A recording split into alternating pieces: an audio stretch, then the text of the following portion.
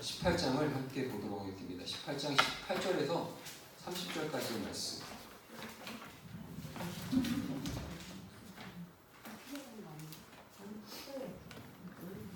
네, 펴도 돼요. 감사합니다. 누가복음 18장 18절에서 20절, 30절인데 20절로 돼 있네. 자, 18절에서 30절까지 제가 함께 교독할게요. 저와 여러분들 한 절씩 읽도록 하겠습니다. 제가 먼저 읽겠습니다. 어떤 관리가 물어 이르되 선한 선생님이여 내가 무엇을 하여야 영생을 얻으리이까? 예수께서 이르시되 네가 어찌하여 나를 선하다 일컫느냐? 하나님 한 분 외에는 선한 이가 없느니라. 내가 계명을 하나니 가늠하지 말라, 살인하지 말라, 도둑질하지 말라, 거짓 증언하지 말라, 내 부모를 공경하라 하였느니라. 여자오되 이것은 내가 어려서부터 다 지키었나이다. 예수께서 이 말을 들으시고 이르시되 내게 아직도 한 가지 부족한 것이 있으니 내게 있는 것을 다 팔아 가난한 자들에게 나눠주라. 그리하면 하늘에서 내게 보화가 있으리라. 그리고 와서 나를 따르라 하시니 그 사람이 큰 부자이므로 이 말씀을 듣고 심히 근심하더라. 예수께서 그를 보시고 이르시되 재물이 있는 자는 하나님의 나라에 들어가기가 얼마나 어려운지 낙과 바늘 길로 들어가는 것이 부자가 하나님의 나라에 들어가는 것보다 쉬우니라 하시니 듣는 자들이 이르되 그런즉 누가 구원을 얻을 수 있나이까? 이르시되 무슨 사람이 할 수 없는 것을 하나님은 하실 수 있느니라. 베드로가 여짜오되 보옵소서 우리가 우리의 것을 다 버리고 주를 따랐나이다. 이르시되 내가 진실로 너희에게 이르노니 하나님의 나라를 위하여 집이나 아내나 형제나 부모나 자녀를 버린 자는 함께 읽을게요. 현세의 여러 배를 받고 내세의 영생을 받지 못할 자가 없느니라 하시니라. 아멘. 그쪽은 안 보일 거예요. 계속 말씀인 거라 돼서. 예수님께서 오늘 제목이요. 그리고 와서 나를 따르라. 그리고 와서 나를 따르라. 제가 계속해서 이 저녁에 이 주소청 예배를 통해서 전해지는 말씀이 되게 상당히 이게 직관적이고 명령적으로 결론적으로만 이렇게 말씀을 전해요. 나를 뭐 본받으라. 나를 기억하라. 어떤 이런 핵심 그 해시태그가 있어요. 그래서 근데 오늘은 보면은 와서 나를 따르라라는 그런 하나님의 또 명령이 섞인 메시지입니다. 근데 그냥 무턱대고 따르는 게 아니라 어떠한 마음을 가지고 따라야 되는지에 대해서 함께 나누려고 합니다. 보면 배경이요, 본문이 배경이요, 우리가 많이 흔히들 아는 부자 청년 얘기예요. 부자 청년. 청년이 와서 예수님의 소문을 듣고 오죠. 예수님이 참 선지자 같고 엄청 이제 귀한 말씀과 막 기적과 이적들을 이제 소문이 나서 이 부자 청년이 예수님께 찾아옵니다. 그래서 예수님한테 뭐라고 하냐면 오늘 본문에 보면은 여기서 이제 관리라고 나와요. 어떤 관리가 물어 이르되 선한 선생님이여 내가 무엇을 하여 영생을 얻으리이까? 여기서 보면 예수님께 찾아온 사람을 관리라고 소개를 해요. 이 본문에서. 관리는요, 당시에 우리가 예측할 수 있죠. 부와 명예를 충분히 가진 사람이에요. 마태복음에서는요, 동일한 본문이 마태복음에서 다른 이제 복음서에서 나와요. 19장에서 나와요. 이따가 보겠지만. 거기서는요, 청년이라고 소개를 하지만, 거기서 또 먼저 어떤 사람이 예수님께 찾아왔다고 얘기를 해요. 그러고 나서 이제 청년이라고 얘기를 하는데, 그것 때문에 그 근거를 이제 우리가 부자 청년이라고 얘기를 해요. 근데 여기서 누가복음에서는요, 관리다라고 얘기를 해요. 한마디로 말해서 그냥 돈만 있었던 게 아니라 돈만 많았던 게 아니라 부와 명성 함께 두루두루 우리가 지금 갖고 있는 우리가 지금 세상적으로 생각하고 있는 어떤 스펙과 기준들 그것들이 상당히 고퀄리티의 삶을 살고 있었던 그런 청년이었던 것 같아요. 근데요 재밌어요. 이 정말 다 가졌죠. 엄친하죠. 어떻게 보면 부와 명예를 다 갖췄어요. 학벌도 있겠죠. 관리까지 되기까지 그냥 갔겠습니까? 열심히 노력했겠죠. 지식도 있었고 서울대를 나왔는지 어디 나왔는지 모르겠지만 아무튼 잘 나왔을 거예요. 근데요 예수님을 찾아왔어요. 전 이거부터가 저한테는 충격이었어요. 우리는 이미 성경을 이미 내용을 다 알고 예수님이 어떤 분인가 인지를 하고 보니까 이게 너무 당연한 것처럼 찾아오는데 이 부자 청년이 예수님을 찾아왔다는 것 자체가 되게 우리한테는 센세이션하게 좀 당시의 시대적인 상황 안에서 바라볼 수 있어야 돼요. 예수님이 어떤 분이시냐면은 우리가 지금 이제 하나님의 아들로서 우리는 다 알고 그것들 우리에게 믿게끔 인정해 주셨으니까 우리는 믿을 수 있지만 당시에요 예수님은요 나사렛이라는 마을 지금이라고 얘기하면은 완전 저 깡총 정말 어디 듣도 보도 지도에도 않는 그 구글 맵 지도에도 안 나타나는 정말 깡총 같은 그런 빈민촌 이런 데서 아무도 알아주지 않는 그런 데서 그런 태생에 직업은 또 목수에 아무런 자랑할 것 없는. 그래서 심지어는 뭐 나사렛에서 무슨 예수님이 나왔다는 소식을 듣고 나사렛에서 무슨 선한 곳이 나오겠느냐라고 할 정도로 그 나사렛에서는 절대 선한 게 메시아가 나올 수가 없어라고 아무도 인정하지 않을 만큼 그만큼 예수님의 신분은 상당히 천한 신분이었어요. 근데 이게 상식적으로 이 부자 청년이 예수님을 찾아왔다는 게 참 그게 참 저한테는 이 양반이 물론 우리 전체적인 이 성경 맥락 안에서 보면은 그렇게 긍정적인 사람은 아니에요. 왜냐면 결과가 안 좋았으니까. 근데 예수님을 찾아오기까지 과연 어떠한 생각을 찾아왔을까? 자기가 갖고 있는 자존심이 아마 다 버렸어야 될 거예요. 그냥 주변 사람들 봤을 거란 얘기예요. 그리고 그런 자세가 영생을 원하는 마음이 있다는 그 자체가 저는 복이라고 생각을 해요. 이 부자 청년이 찾아온 게요 영생 때문에 왔어요. 다른 게 아니라 예수님한테 선한 선생님이요 내가 무엇을 하여 영생을 얻으리까? 이 부자 청년한테는 가진 걸 다 가졌어요. 부와 명예를 가졌어요. 근데요 궁금한 게 있었어요. 뭐가? 영원히 사는 것. 알았던 것 같아요. 철학적으로 알았던 것 같아요. 내가 지금 갖고 있는, 내가 이렇게 소유를 쫓고 있는 이 세상에 있는 것들, 내가 취한 것들, 갖고 있는 것들이 영원하지 못한다라는 것을 알고 있었던 것 같아요. 그래서 저기 소문난 나사렛에서 온 청년 예수라는 사람이 되게 대단한 분이시다. 나도 찾아가서 그분한테 내가 평생 안고 있었던 이 퀘스천을 가서 물어보면은 대답해 주실 수 있겠지라고 찾아와서 예수님한테 선생이요, 선한 선생이요, 영생 어떻게 얻습니까? 라고 물어보는 거예요. 그때요, 근데 주님은 동문서답하시죠. 예수께서 이르시되 내가 어찌하여 나를 선하다 일컫느냐. 예수님께 선한 선생님이라고 하는 말은요, 그 관리가 예수님을 어떻게 바라보고 있는지를 그 관리의 시각을 볼 수가 있어요.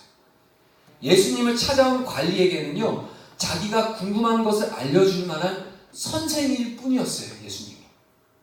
그러니까 구원의 본질, 정말 그 메시아, 영원한 영생을 허락해 주실 것을 나에게 주실 그 주님이라기보다는 선한 그냥 선생님 정도, 지식적으로 어떻게 하면 얻을 수 있을까라는 것을 그냥 명쾌하게 대답만 내려줄 수 있을 정도의 그런 입장으로 예수님 찾아갔다. 그거를 우리 주님은 명확하게 명쾌하게 그 심령에 어떤 마음으로 왔는지 꿰뚫어 보고 계신다. 그래서 벌써부터 야 네가 어찌 나를 선하다 일컫느냐. 하나님 한 분 외에는 선한 이가 없다. 이게 약간 좀 아이러니하죠? 하나님 한 분. 예수님이 하나님의 아들이시잖아요. 자신으로부터는 선한 게 없어요. 하지만 하나님은 하나님을 소개해요. 왜냐하면 하나님 나라를 소개하러 왔거든요. 예수님께서는.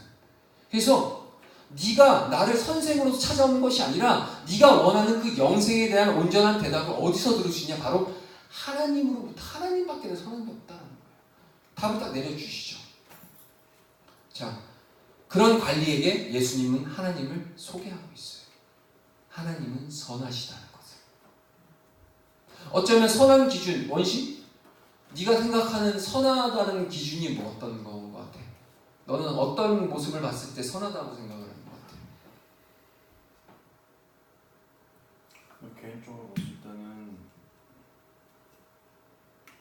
유기견 데려가서 이제 키워주고 유기견 이제 버려진 강아지들 이제 그 원심이 선한 일을 나름 이제 선하다고 생각을 하고 이제 그렇게 한 건데, 자, 근데 우리의 생각과 사상을 깨요. 우리 하나님은 그냥 심플하게 하나님 한 분 외에 선한 게 없어요. 왜 그러냐? 그런 관리에게 하나님 소개하는 거죠.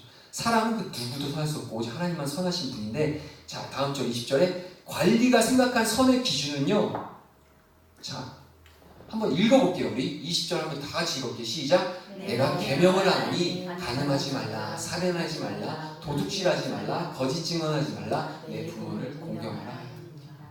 이게 뭘까요? 이게 선의 기준이래요.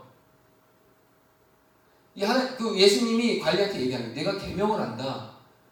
간음하지 말고, 살인하지 말고, 도둑질하지 말고, 거짓 증언 말고 내 부모 공경하라. 이거 뭘까요? 이 계명이? 십계명이에요. 십계명. 자, 십계명.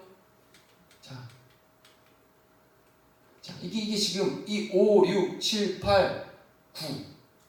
5, 6, 7, 8, 9. 이 계명이 지금 예수님께서 그 관리한테 얘기하는 거예요. 근데요, 빠진 게 있죠. 제1계명이 뭐죠? 함께 읽어볼게요. 시작. 너는 나 외에는 다른 신들을 내게 두지 마라. 이 계명, 너를 위하여 새긴 우상을 만들지 말고 또 위로 하늘에 있는 것이나 아래로 땅에 있는 것이나 땅 아래 물속에 있는 것에 어떤 형상도 만들지 말며 그것들에게 절하지 말며 그것들을 섬기지 말라. 너는 내 하나님 여호와의 이름을 망령되게 부르지 말라. 안식일을 기억하여 거룩하게 지키라. 빼고 십계명도 한번 읽을게요. 내 이웃의 집을 탐내지 말라. 자, 어찌됐든 간에 나중에 이제 정리를 하겠지만 여기서 힌트가 좀 있지 않아요? 무슨 힌트인지 모르겠어요. 자, 이 전체가 십계명 10가지의 계명인데 예수님은 요 5가지부터 5계명부터 9계명만 관리한테 얘기를 했어요. 네가 그 계명을 안다. 그 계명은 살인하지 말라, 부모를 공경하라, 간음하지 말라, 도둑질하지 말라, 내 이웃에 대해 거짓 증거하지 말라. 이미 청년에게 알고 있는 걸 한번 명시시키세요. 근데요, 여기서 포인트가 뭔지 아세요? 청년이 갖고 있는 계명, 자기가 의롭다 하고 영생을 갈 수 있다라고, 영생이 이렇게 하면 갈 수 있다라는 그 기본적인 개념은 여기에서 제한되어 있다는 거예요. 아마 여기 눈치 빠르신 분은 제가 무슨 얘기를 드리고 싶은지 이해가 될 수도 있을 거예요. 근데요, 본질이 뭔지 아세요? 여러분들 십계명 원시가 이게 십계명이야. 이건 기독교에서 절대로 우리가 지켜야 돼. 목숨 걸고 지켜야 될 10가지 계명이야. 이거를 지키는데 5계명부터 10계명은 사람과 사람 사이 안에서 이것들이 이루어지는 계명이고 1계명부터 4계명까지는 사람이 하나님께 드려야 될 계명이에요. 근데 요 1계명부터 4계명 쏙 빼버렸죠. 이게 포인트예요. 부자 청년한테는요 1계명부터 4계명이 그에게는 그 어떤 영생의 기준으로서의 것들이 와닿지 못했다는 거예요. 자, 한번 읽어볼게요. 마가복음 12장 30절 31절 시작. 내 마음을 다하고 목숨을 다하고 뜻을 다하고 힘을 다하여 주 너의 하나님을 사랑하라 하신 것이요 둘째는 이것이니 내 이웃을 내 자신과 같이 사랑하라 하신 것이라. 이보다 더 큰 계명이 없느니라. 아멘. 구약의 율법 시대 때 10계명을 모세를 통해서 주셨어요. 이스라엘 백성에게. 근데요, 이것을 신약에 예수님이 오심으로써 예수님께서 율법을 완성을 딱 시켜서 압축을 딱 해서 하는 게 그 10계명을 압축한 게 바로 이거예요. 내 마음을 다하고 목숨을 다하고 뜻을 다하고 힘을 다하여 누구를 사랑해요? 주 너의 하나님을 사랑하라. 둘째는 이것이 내 이웃 내 자신과 같이 사랑하라 하신 것이다. 이보다 더 큰 계명이 없느니라. 부자 청년이 놓치고 있었던 건 하나님 사랑하는 걸 모르고 있었다는 거예요. 그가 추구했었던, 자, 오늘 본문에서 다시 한번 돌아가 볼게요. 부자 청년이 뭐라고 얘기하는지. 자, 20절에 우리 예수님이 이렇게 얘기하시죠? 21절 여짜오되 이것은 내가 어려서부터 다 지켰나이다. 자기 상식으로서는 내가 영생을 얻지 못할 이유가 근거가 없다는 거예요. 왜냐하면 자기는 열심을 다해서 이것을 다 지켰거든요. 근데 22절 예수님께서 이 말을 들으시고 이르시되 내게 아직도 그 한 가지 부족한 것이 있으니 내게 있는 것을 다 팔아 가난한 자들에게 나눠주라. 그리하면 하늘에게서 내게 보화가 있으리라. 그리고 와서 나를 따르라 하시니. 자, 예수님께서는요 하나님보다 사랑하고 있는 것이 무엇인지를 그 부자 청년의 마음과 심령을 깨뜨려 보고 계셨어요. 하나님보다 더 사랑했던 게 무엇인지를 주님은 명확하게 현미경처럼 그대로 들여다보고 계셨다는 거예요. 그래서 그 전국을 찍으셨죠. 표면적으로 요 앞에 거 도둑질하지 말고 살인하지 말고 부모 거짓 증언하지 않고 얼마나 의로워요. 어떻게 해요? 이거조차도 저희는 다 못 지켜요. 근데 당당하게 지켰다고 얘기하잖아요. 자기를 소개하잖아요. 근데요, 막 숨기고 있었던, 그 교묘하게 숨기고 있었던, 자기만 알고 있었던 그 하나님보다 더 사랑했었던 그 부분을 주님 거기에 포인트에 딱 잡고 계시는 거예요.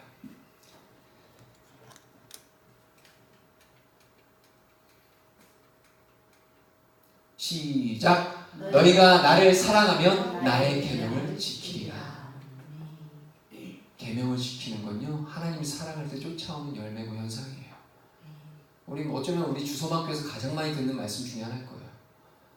주님 사랑하면 그 사랑하는 대로 계명을 지켜요. 사랑을 해보신 분도 계실 거예요.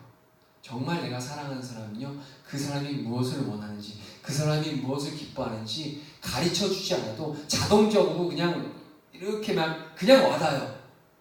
삶 가운데 그 호흡조차도, 그 사람이 숨쉬고 있는 그 호흡조차도 너무나 그것들이 나한테는 귀중하고 소중한 걸로 다가온다는 거예요. 물론 그런 사람 못 해보신 분들은 앞으로 그런 사람 하실 수 있기를 제가 소망하고 기도합니다. 네.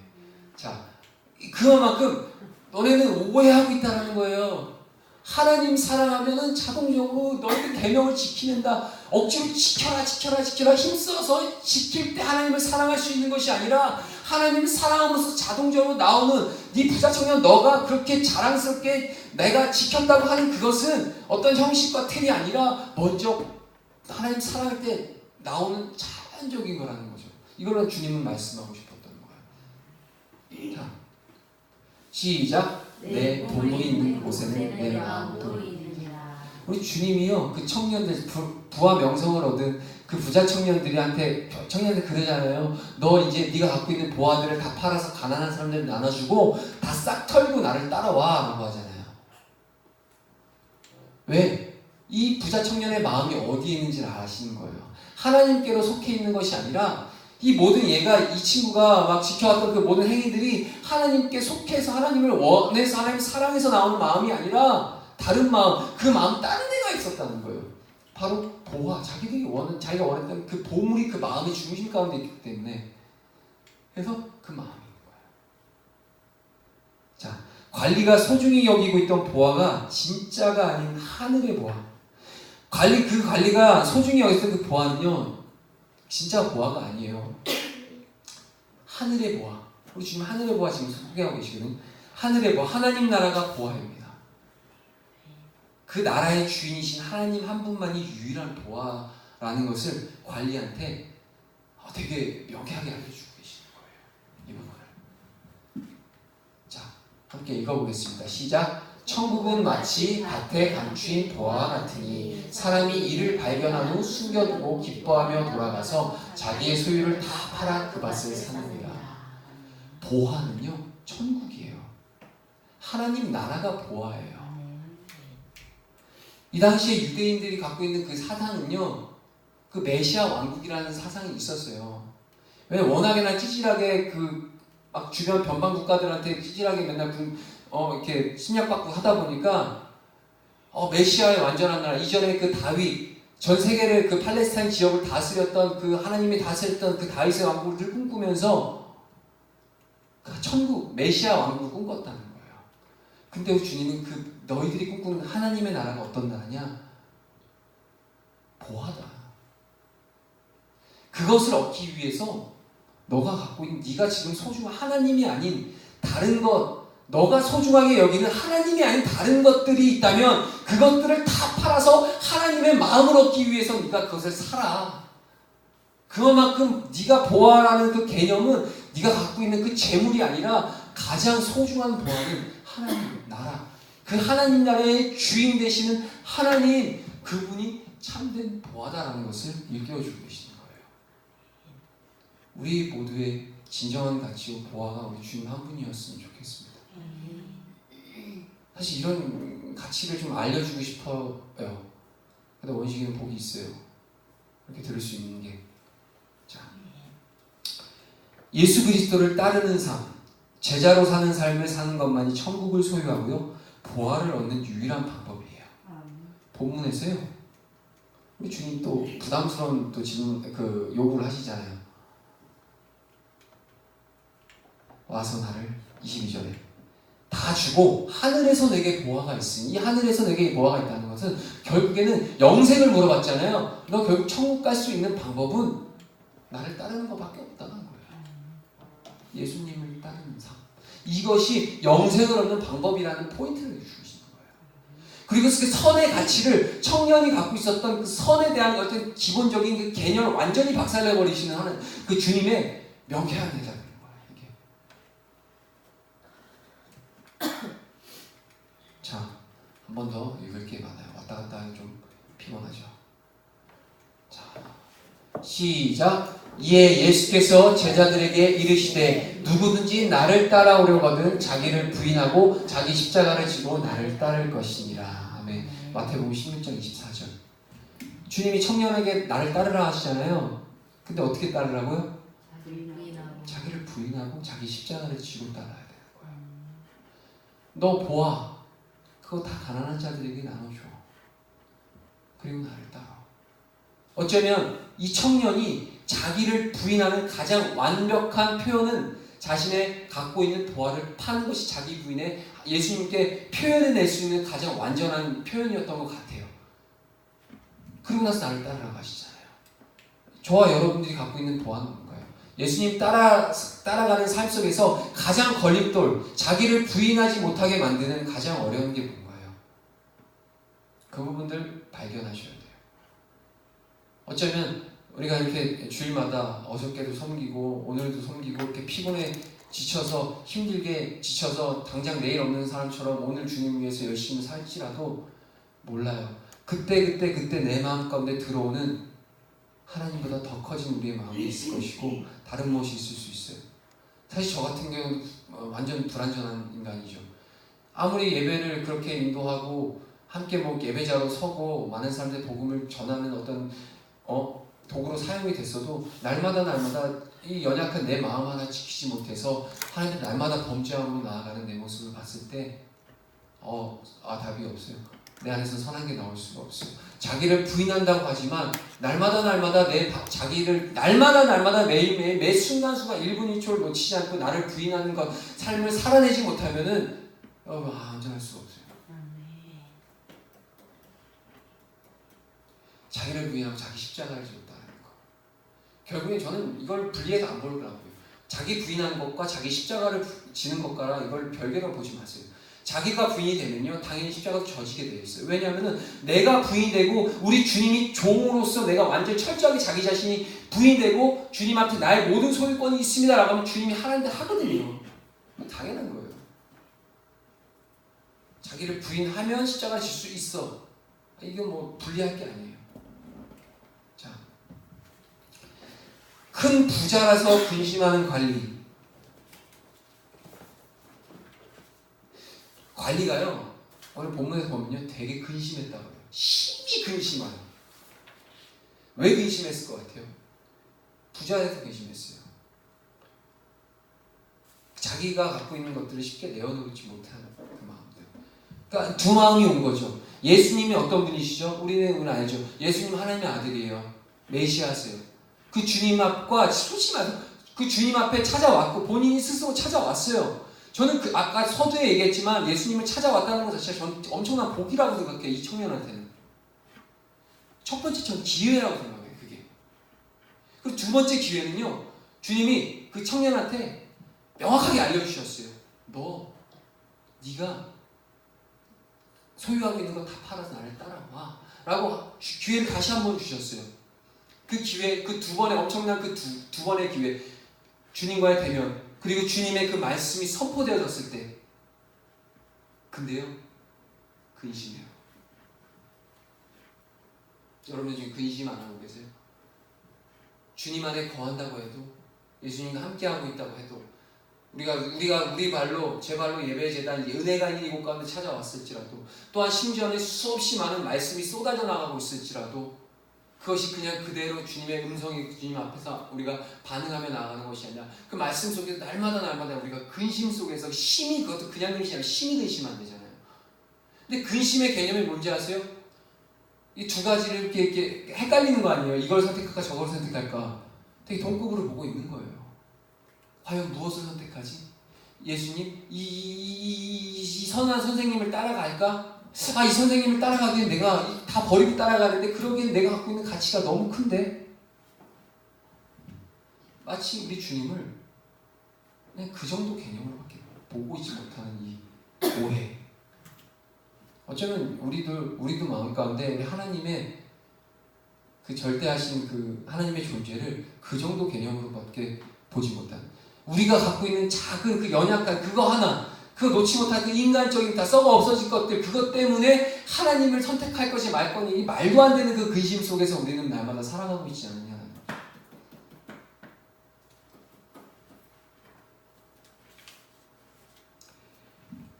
읽겠습니다. 시작. 육신의 생각은 사망이요 영의 생각은 생명과 평안이라.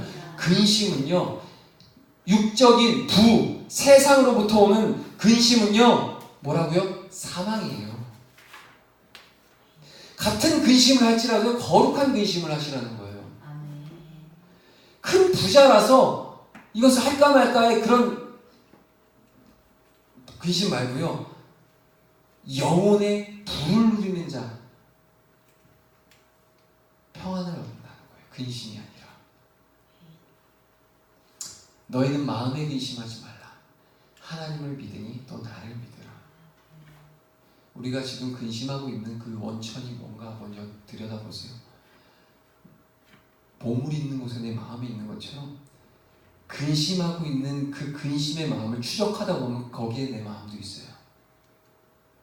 하나님을 어떻게 하면 기쁘게 해드릴 수 있을까라는 그 근심 속에서, 그 선한 근심 속에서 날마다 내가 주님 앞에 구하고 물어가서, 이게 되게,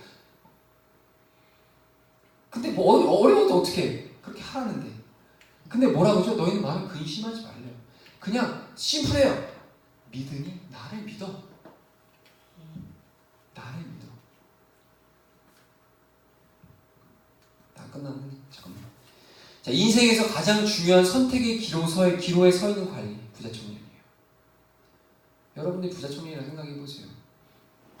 그 현장을 가보자고. 2000년 전에 예수님 계셨을 때, 이 청년이 지금 알지 아는지 모르는지 모르겠지만 적어도 우리가 3인칭 관점에서 봤을 때 이 청년에게는 인생에서 가장 중요한 선택의 기로에 지금 서 있는 거예요. 그 자리가. 순간이 선택의 영혼을 좌우하게 됩니다. 여러분들 날마다 선택의 자리에 서 있어요. 지금 부자 청년이 아니라 우리가 하나님을 택할 것이냐, 아니면 하나님을 거절하는 육적인 것들을 택할 것이냐.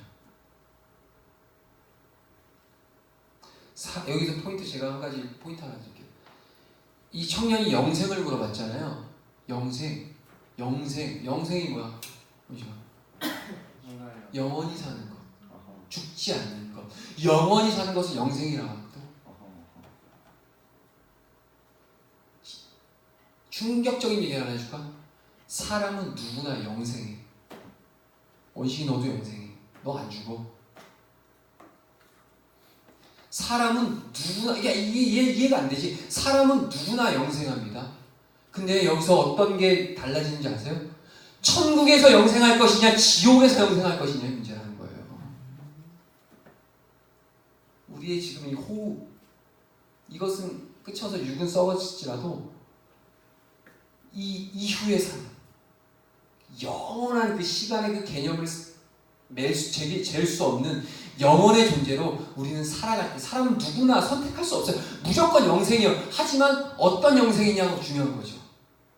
영원한 영벌의 영생이야. 영원토록 그 불구덩이에서 저주하면서 이를 갈며 슬피 울며 지옥 불에서 살아갈 그 영생을 누릴 것이냐, 아니면 영원하신 천국에서 그 보화, 밭에 감추인 보화처럼 내 있는 것을 다 팔아서라도 살만한 충분한 가치가 있는 가장 완전한 그 하나님 계시는 완전한 그 영생을 누릴 것이냐.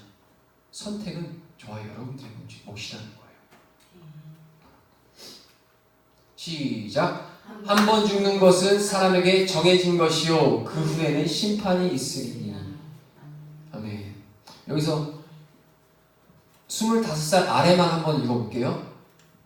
자, 저기 25살 아래이신 분, 저기 25살 아래이신 분만 한번 읽어볼게요. 시작. 한 번 죽은 것은 사람에게 정해진 것이요 그 후에는 심판이 있으리니. 네, 아멘. 저는 그냥 25 아래라고 했습니다. 누구 지명하지 않았습니다. 자, 이렇게 한 번 죽는 것은 정해진 것이지만 그 이후에는 심판이 있다는 겁니다. 여러분들 개념을 갖고 계셔야 돼요. 그리고요, 본문 25절에 이제 마무리할게요. 다 했어요.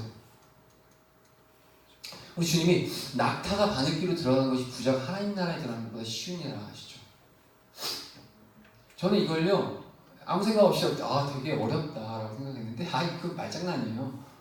어려운 게 아니에요. 불가능하다는 얘기예요. 봤어요? 낙타가 바늘귀 들어가는 거 나 본 적이 없거든요. 솔직히 말해서.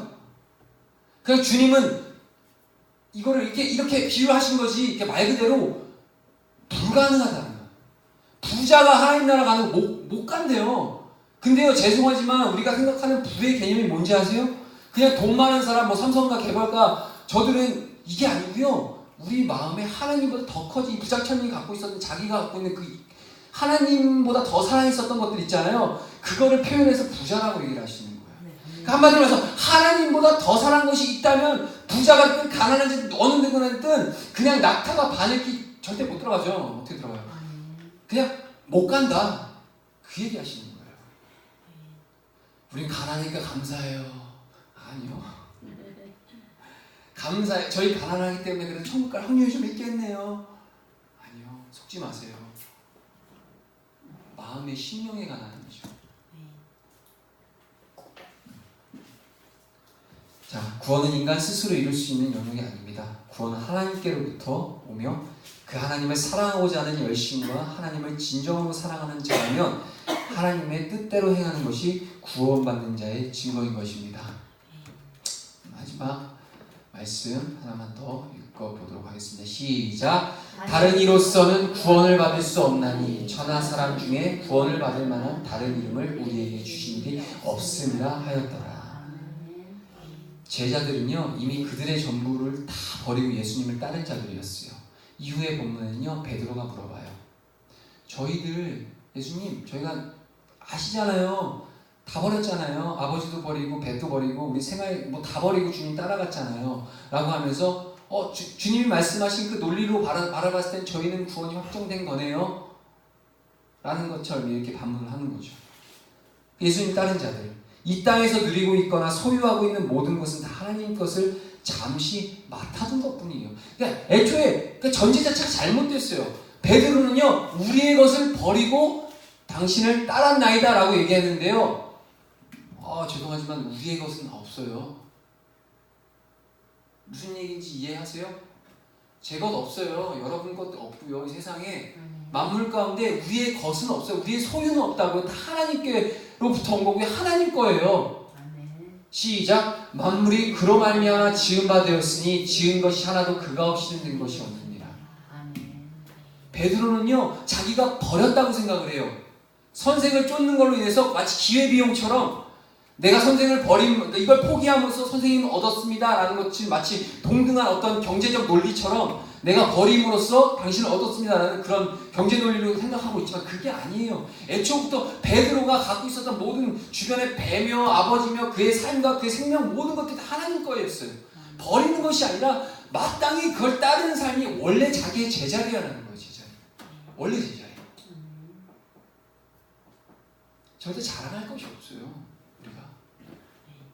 제가 여기서 마무리를 할게 뭐 친구들이 왔었으면 같이 나눴으면 좋겠지만 적어도 저를 포함해서 우리 목사님, 전도사님, 여기 청년들 다 같은 마음이에요. 자, 동일한 말씀이 이 동일한 문맥이 마태복음 19장에서 나와요. 요거 한번 읽어볼게요. 16절부터 시작. 어떤 사람이 주께 와서 이르되 선생님이여 내가 무슨 선한 일을 하여야 영생을 얻으리까? 예수께서 이르시되 어찌하여 선한 일을 내게 묻느냐? 선한 이는 오직 한 분이시니라. 내가 생명에 들어가려면 계명들을 지키라. 이르되 어느 계명이오니까? 예수께서 이르시되 살인하지 말라, 간음하지 말라, 도둑질하지 말라, 거짓 증언하지 말라, 내 부모를 공경하라, 내 이웃을 내 자신과 같이 사랑하라 하신 것이니라. 그 청년이 이르되 이 모든 것을 내가 지켜 싸운데 아직도 무엇이 부족하니까? 예수께서 이르시되 내가 온전하고자 할진대 가서 내 소유를 팔아 가난한 자들에게 주라. 그리하면 하늘에서 보화가 내게 있으리라. 그리고 와서 나를 따르라 하시니 그 청년이 재물이 많음으로 이 말씀을 듣고 근심하며 가니라. 예수께서 제자들에게 이르시되 내가 진실로 너에게 이르노니 부자는 천국에 들어가기가 어려우니라.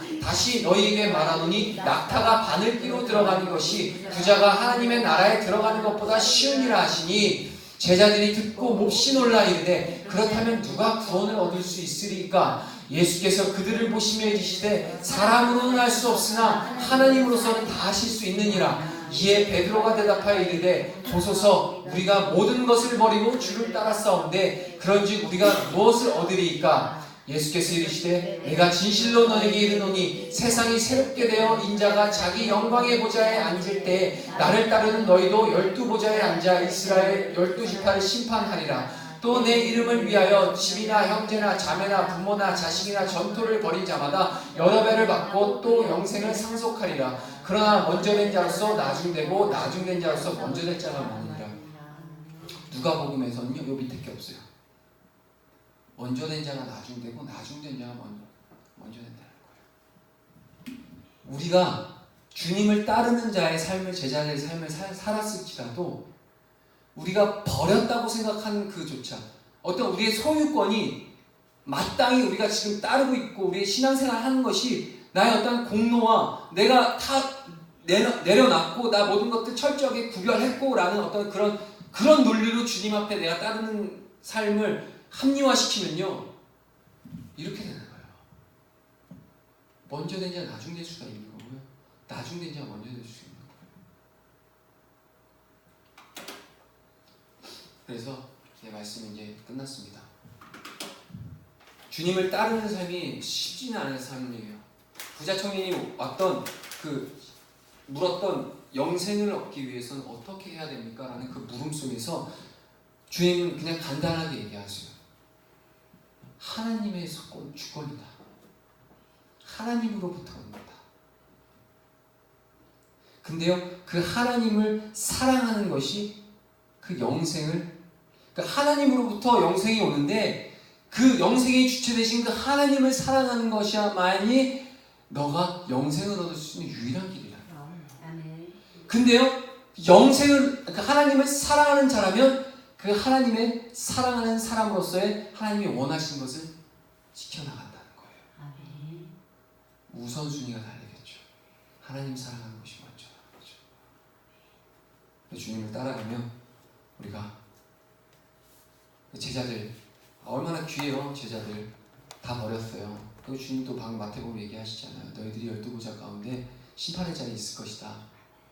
얼마나 감사해요. 근데 그 제자들의 삶을 봤을 때는 그 버리는 것, 어쩌면 부자 청년과 그 제자들의 삶이 이게 반비례했을 거예요.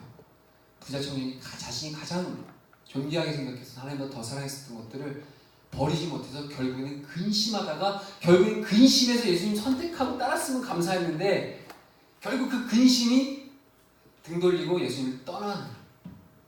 하지만 제자들은요, 그 예수님 본질 앞에 주님 앞에 딱 꿇어 엎드려서 베드로가 뭐라 했죠? 주여 나를 떠나소서. 주님의 그 실체를 발견했을 때 주여 나를 떠나소서, 나는 죄인로소이다 라는 그런 믿음의 고백 속에서 주님을 따르는 제자들, 그런 결단이 우리에게 필요합니다. 네, 함께 시간이 35분 정도 지나긴 했는데